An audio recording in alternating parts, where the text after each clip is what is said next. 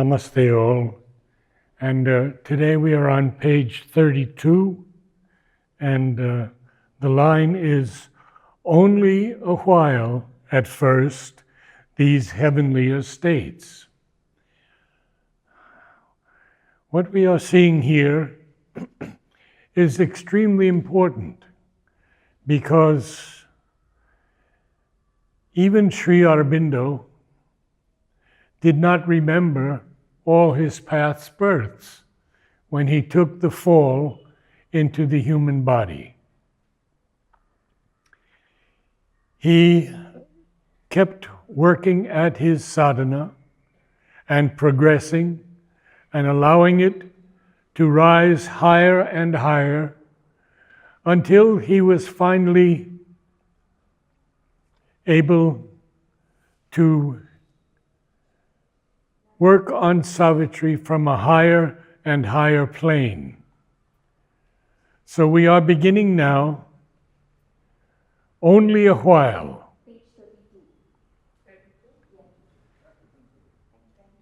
Only a while at first, these heavenly estates.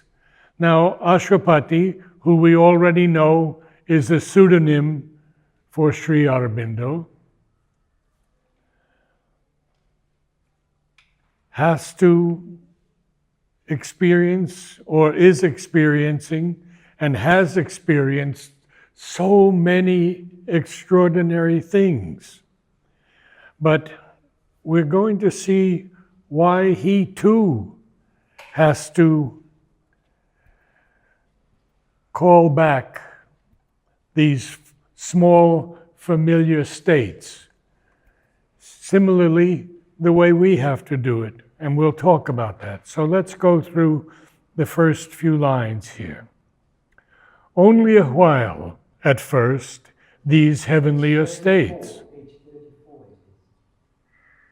It may be 34 for you, yes. Which verse number, please? Mine is a little messed up.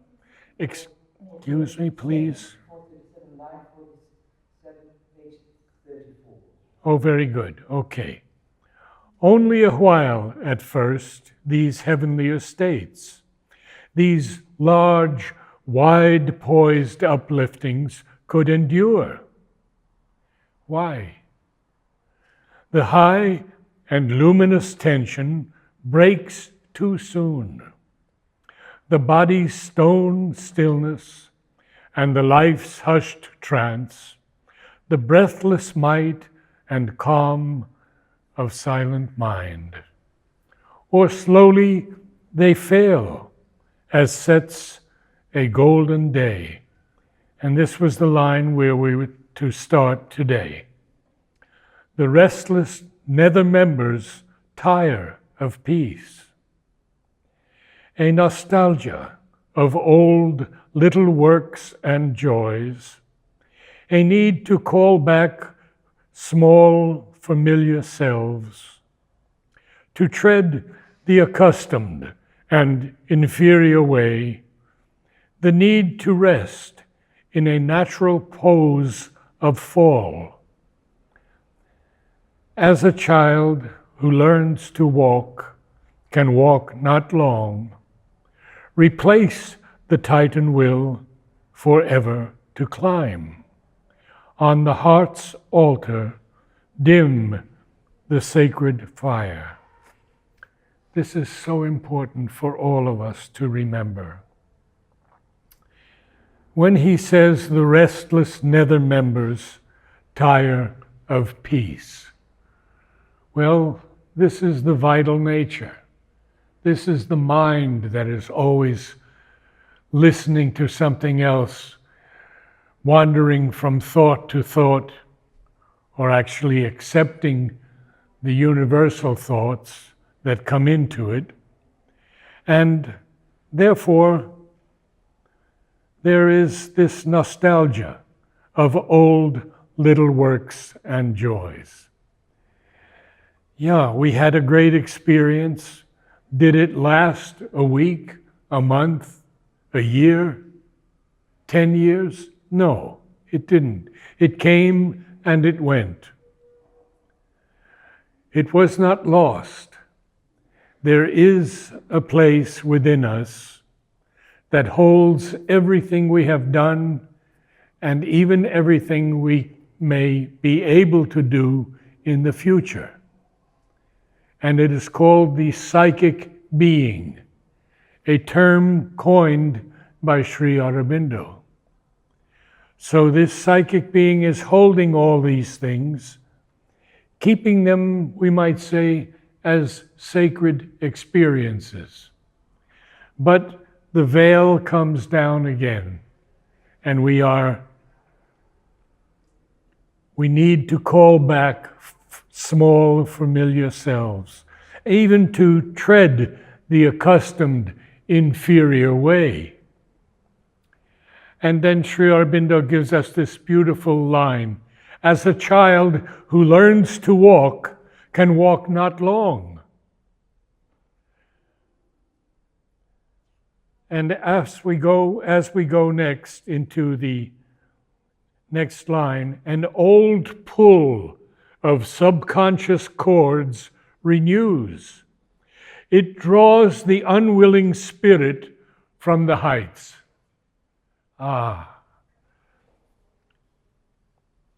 There are times when all of us have reached these heights. Some perhaps at one level, others perhaps at a much higher level, others at a very high level. But this old pull of subconscious cords renews. It draws the unwilling spirit from the heights. And then he gives us another term: or a dull gravitation drags us down to the blind, driven inertia of our base. It sounds pretty bad. We get an experience, we have an incredible experience, we're unable to hold it. It evaporates from us, seemingly. But then Sri Aurobindo gives us a great hope.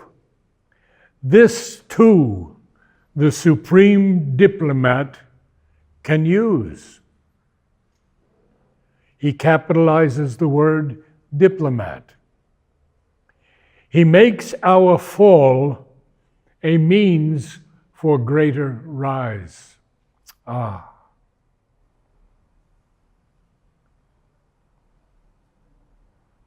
One time, Aurobindo Basu, who was my teacher, gave a talk, and it's in the Collaboration Journal, volume 36. A God come down and greater by the fall. He spoke for 1 hour on that one line. And we can see that here in this canto, Sri Aurobindo says, he makes our fall a means for greater rise. For into ignorant nature's gusty field, into the half-ordered chaos of mortal life, the formless power, note, the formless power, the self of eternal light, follow in the shadow of the Spirit's descent. The twin duality, forever one, chooses its home mid the tumults of the sense. Tumult is a violent and noisy commotion or disturbance. It can also be great emotional or mental agitation. He comes into our darker parts and, curtained by the darkness, does his work.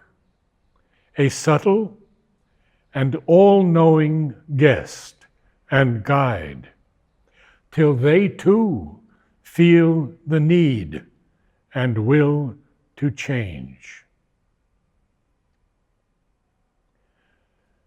When we enter the next canto, The Secret Knowledge, Sri Aurobindo will remind us again of how this presence descends in us. And this is one of the most beautiful lines in this canto. When he speaks of the presence, the divine, the ultimate, whatever you want to call him. When darkness deepens, strangling the earth's breast, and man's corporeal mind is the only lamp, as a thief's in the night shall be the covert tread of one who steps unseen into his house. All here must learn to obey a higher law. Our body's cells must hold the immortal's flame. Let's go through those lines briefly, because Sri Aurobindo is speaking of we can call it the divine presence, as a thief. And when darkness deepens, strangling the earth's breast, and it certainly seems that there are those on earth who would like to do that now, and man's corporeal mind is the only lamp. As a thief's in the night shall be the covert tread of one who steps unseen into his house.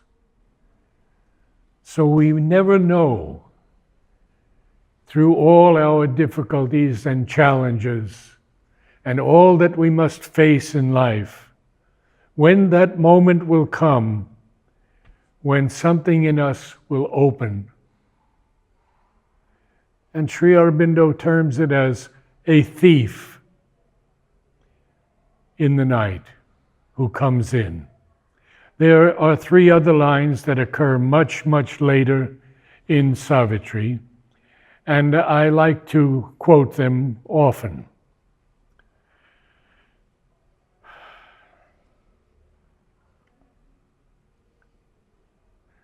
If the chamber's door is even a little ajar, what then can hinder God from stealing in? Or who prevent his kiss on the sleeping soul? All here must learn to obey a higher law. Our body cells must hold the immortal's flame. Else would the spirit reach alone its source, leaving a half-saved world to its dubious fate. Nature would ever labor unredeemed. Our earth would ever spin unhelped in space. And this immense creation's purpose fail, till the last frustrate universe sank undone. Even his godlike strength to rise must fall. And we see in Sri Aurobindo's life the many times he experienced that fall, not remembering all his great past achievements through the thousands of years, not being able to do something yogically, such as a crow. He wanted to move from this point to the next point, and the crow would move, but he would move to a different point. And Sri Aurobindo realized, I have to make that power stronger. And he did, and then the crow would go where he asked it to go. So even his godlike strength to rise must fall. His greater consciousness withdrew behind. Dim and eclipsed, his human outside strove to feel again the old sublimities. Bring the high saving touch, the ethereal flame, call back to its dire need the divine force. And here are some quotes on this divine force from Sri Aurobindo's letters on yoga. Very, very important to share with you. First, he says, the divine force can act on any plane. It is not limited to the supramental force. The supramental is only one aspect of the power of the divine. That there is a divine force asleep or veiled by inconscience in matter, and that the higher force has to descend and awaken it with the light and truth, is a thing that is well known. It is at the very base of this yoga. When the peace is established, this higher or divine force from above can descend and work in us. It descends usually first into the head and liberates the inner mind centers, then into the heart center and liberates fully the psychic and emotional being, then into the navel and other vital centers and liberates the inner vital, then into the Muladhara and below and liberates the inner physical being. It works at the same time for perfection as well as liberation. It takes up the whole nature part by part and deals with it, rejecting what has to be rejected, sublimating what has to be sublimated, creating what has to be created. Now, I can tell you a personal experience of mine that I had with the mother. One day I am with her in this subtle physical world, and she looks at me and she tells me quite clearly, very soon your head will fall off. Wow. Okay, so I accept that, but I don't know what head she means. Does she mean the mind or my physical head? And then this word comes to me constantly, Muladhara, Muladhara. And here it is from Sri Aurobindo, then into the Muladhara. So Mother had a lot to clear away in me, and that was one of the ways. Always the power poured back like sudden rain. Now, this is now Ashwapati, the one who is the father of Savitri, and also is the one who is doing the tapasya of the world.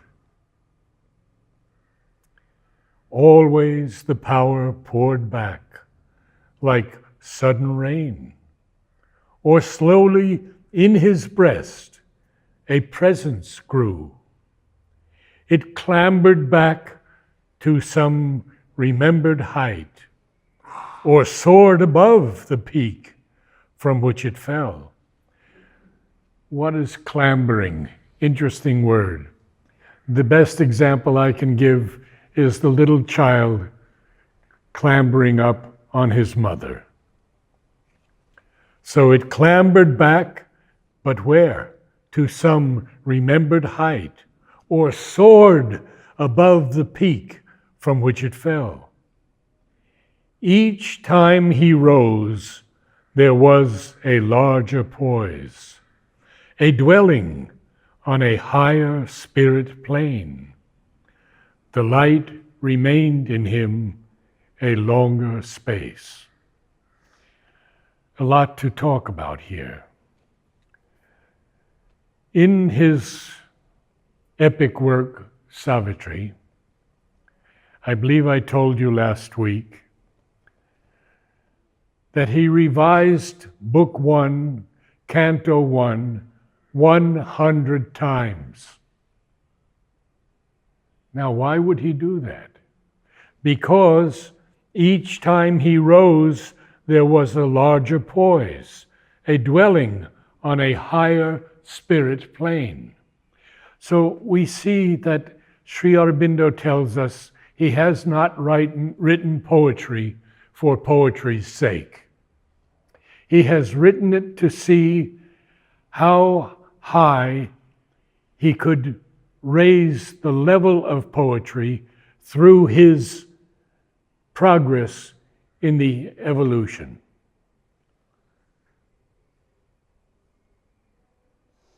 Each time he rose, there was a larger poise, a dwelling on a higher spirit plane. The light remained in him a longer space. Now, those of you who have been with me for a while will remember that every time Sri Aurobindo capitalizes a word, it is the essence of that word.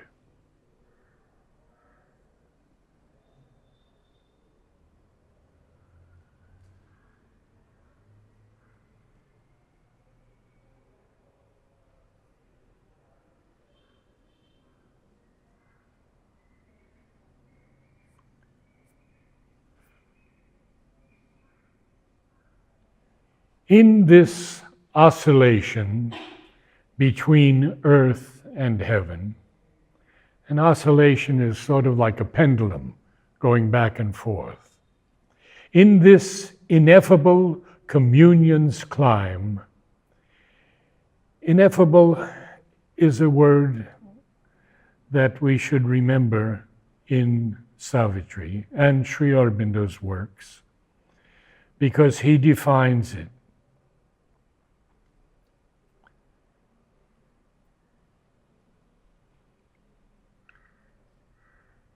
In the life divine. It is this essential interminability of the absolute that translates itself into our consciousness through the fundamental negating positives of our spiritual experience. The immobile, immutable self, the Nirguna Brahman, the eternal without qualities, the pure, featureless one existence, the impersonal, the silence, void of activities, the non-being, the ineffable, and the unknowable. On the other side, it is the essence and source of all determinations. And this dynamic essentiality manifests to us through the fundamental affirming positives, in which the absolute equality meets us, for it is the self that becomes all things, the Saguna Brahman, the eternal with infinite qualities, the one who is the many, the Word, the master of all works and actions. It is that which, being known, all is known. These affirmatives correspond to those negatives, for it is not possible in a supramental cognition to split asunder the two sides of the one existence. Even to speak of them as sides is excessive, for they are in each other. Their coexistence, or one existence, is eternal, and their powers sustaining each other found the self-manifestation of the infinite.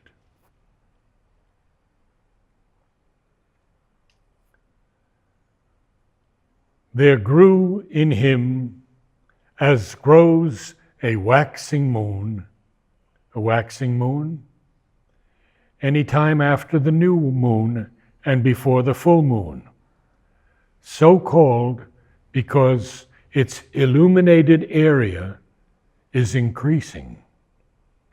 There grew in him, as grows a waxing moon, the glory of the integer of the soul. The integer is a whole unit, the integer of his soul.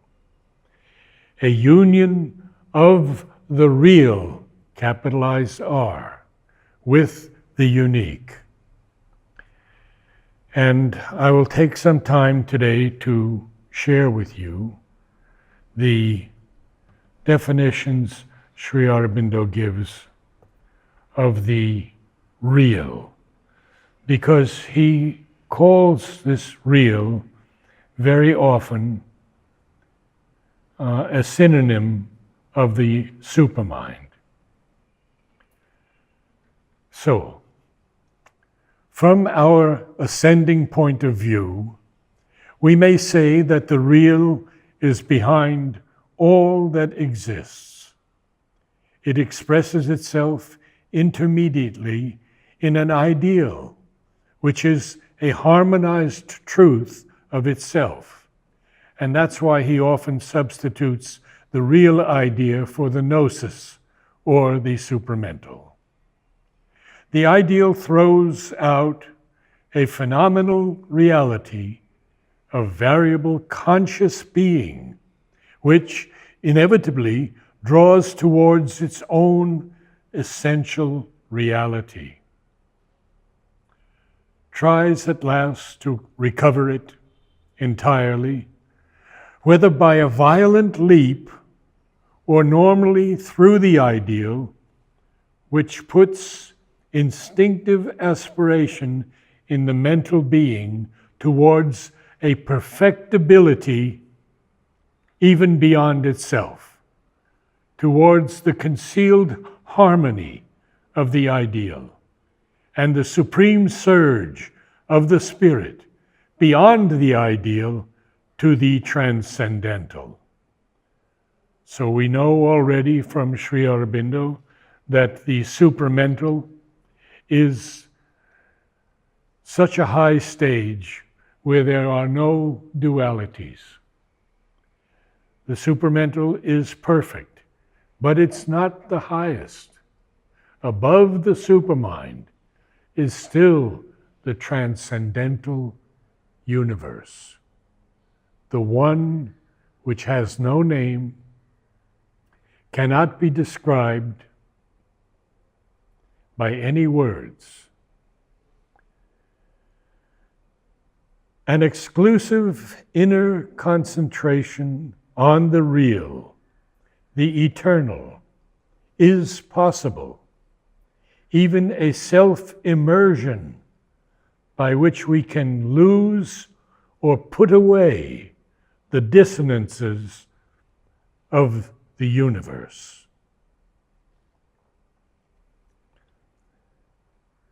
A union of the real with the unique, a gaze of the alone from every face. And this is knowledge by identity. The divine has seen and can see our past, our present, and our future. At least the future possibilities, potentialities. Mother saw all these things in me, as did Sri Aurobindo. And he said to me, "We will help you." And one time he said to me, "We will do everything for you." But that doesn't mean I could sit back. A gaze of the alone from every face, the presence of the eternal in the hours. And what does he tell us about this eternal? He says God is the eternal, of course. That which is cannot perish. It can only lose itself. All is eternal in the eternal spirit. Essays in Philosophy and Yoga. Each is the whole eternal concealed. All of us are concealed divinity, if we can call it that. The eternal is our refuge. All the rest are false values. The ignorance and its mazes, a self-bewilderment of the soul in phenomenal nature.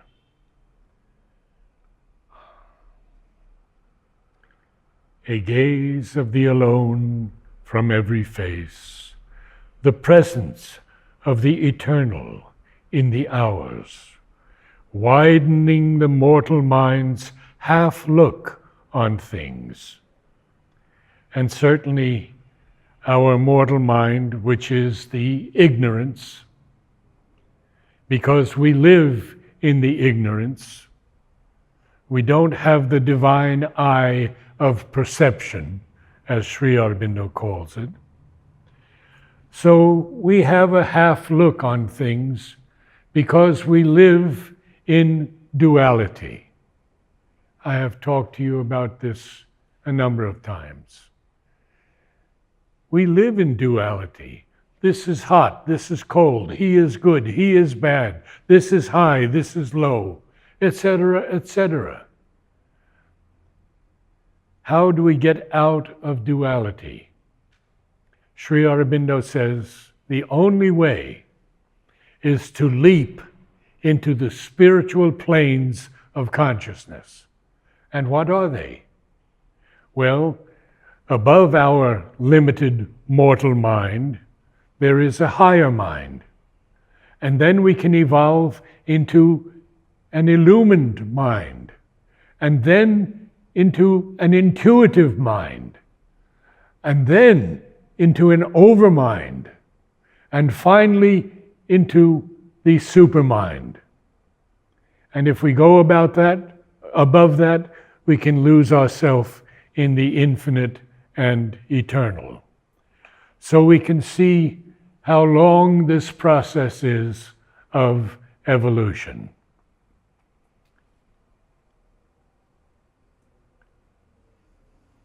Widening the mortal mind's half look on things, bridging the gap between man's force and fate. Ah, yes, there's a great gap there, because our fate determines what we must accomplish in this life. Mother tells us that all our fate can be undone in this life, and there are only two that cannot be undone, and they would take 7 years of rebirths to be redone. The first is murder. The second is suicide.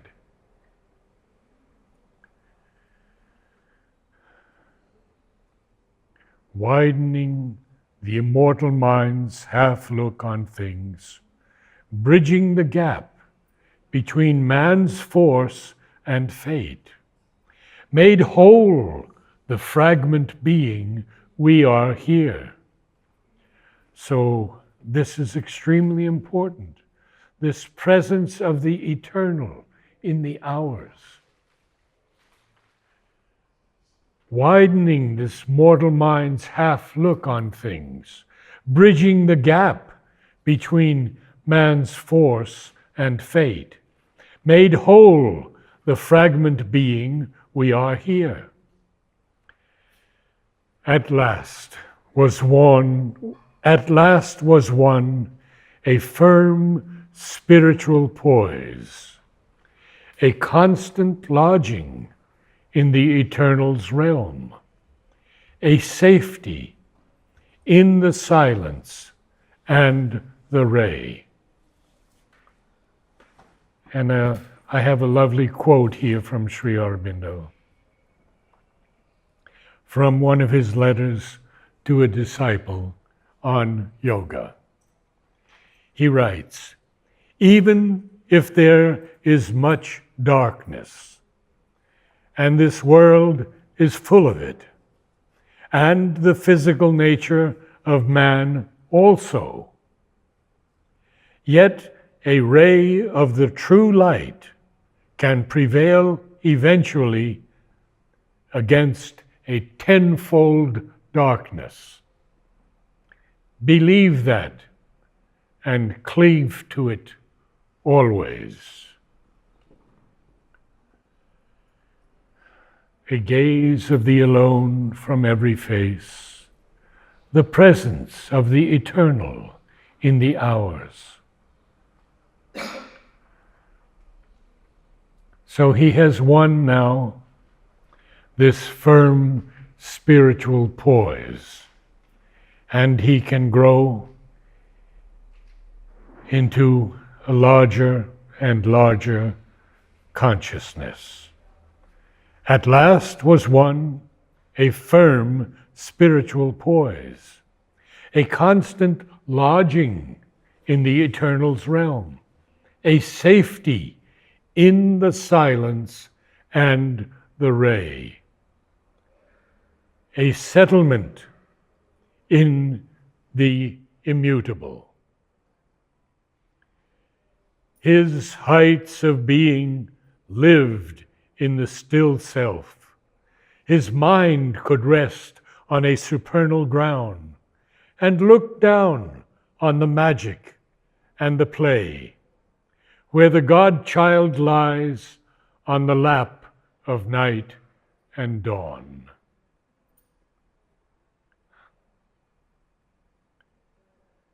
Sri Aurobindo's poetry is certainly mantric, but we can see also in it that it is the magnificence of a great poet. We have two anapestic lines here, da da da da da da da da da da, where the God-child lies on the lap of dawn. Wow. The God-child lies on the lap of night and dawn. Now, as I've told some of you before, I would go around the ashram and ask these questions to the oldest disciples, and some of the younger ones also. And I asked Alok, what is this God-child? And he says, the God-child is the psychic being. The night and dawn are the bright and dark phases through which the soul must pass for its growth. And then, of course, Purani, who wrote this great work on Savitri, and Madhav Pandit. Purani's book is Savitri and an approach and a study. Now, he was a master of the Vedas, and so this is basically his understanding of the Vedas. He says, the growth of the divine potentialities in man is spoken of in the Veda as the growth of a child. The master, Sri Aurobindo, takes the symbol straight and employs it thus: where the God-child lies on the lap of night and dawn. The idea is that through the state of ignorance and through the state of awakening that is dawn, through the alterations of two, the God-child in man attains its growth. Ignorance is not thus something anti-divine. It contributes to the growth of the divine in man. This certainly reminds one of the hymn in the Veda, which runs as follows: two are joined together, powers of truth, powers of Maya. They have built the child and given him birth, and they nourish his growth. Madhav Pandit told me, now here is a reference to the Vedic imagery, where the Rishi speaks of the child being suckled by two mothers. He refers to two mothers, one dark and one rosy, night and dawn, or day and light. This divine soul that is given to the divine is nursed by both mothers. He needs the succor of night and the nourishment of the day. To rest for a while, he needs to be in the lap of Mother Night. To be active, he is in the lap of Mother Dawn. And our time is about up, so I will end with these lines. His heights of being lived in the still self, going back a little. His mind could rest on a supernal ground. Supernal is often a synonym for heavenly ground. And look down on the magic and the play. Well, Maya truly is a play. But it's not as we see it, just a rather useless game. It has a way of lifting us higher and higher in our consciousness. So he looks down on the magic and the play, where the God-child lies on the lap of night and dawn. And the everlasting puts on time's disguise. Magnificent line. The everlasting, the eternal, puts on time's disguise. Namaste all. See you next week. Namaste, namaste, namaste.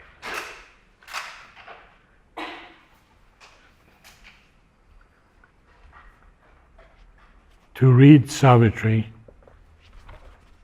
is one of the fastest ways of progressing on our path. Do you think we can progress also whether we cannot understand some words? Because some words is old English. So I know some people, they go to check on the dictionary and for the meaning. Yes, thank you for asking that. About 20 years ago, 25 years ago, I wrote The Lexicon of an Infinite Mind. And my wife and I went through all the books of Sri Aurobindo and Mother to catch the definitions of all these words. And then there were many words, of course, that are perhaps more common. And so I went to the Oxford English Dictionary, and I talked to the head of the section. And he said, well, how many words do you have? I said, oh, about 3,000. And he said, well, we charge 300 for each word. So that put me out of business. So I went to the Cambridge Dictionary, which was, by the way, Sri Aurobindo's favorite dictionary. And they allowed me to use words there. And then the last part was going to the disciples and devotees who had reached higher ranges of consciousness and asked them of the definitions. So it's in the book. I'm not plugging it. The Lexicon of an Infinite Mind, taken from a line in Savitri also. Now we have about 12 minutes if you would like a drink of water or to use the bathroom, and we will begin the Om choir. Here? We do it here? Right here, yes. The other hall is taken with Huta's work on Savitri. And of course, Narad gives a lot of explanation.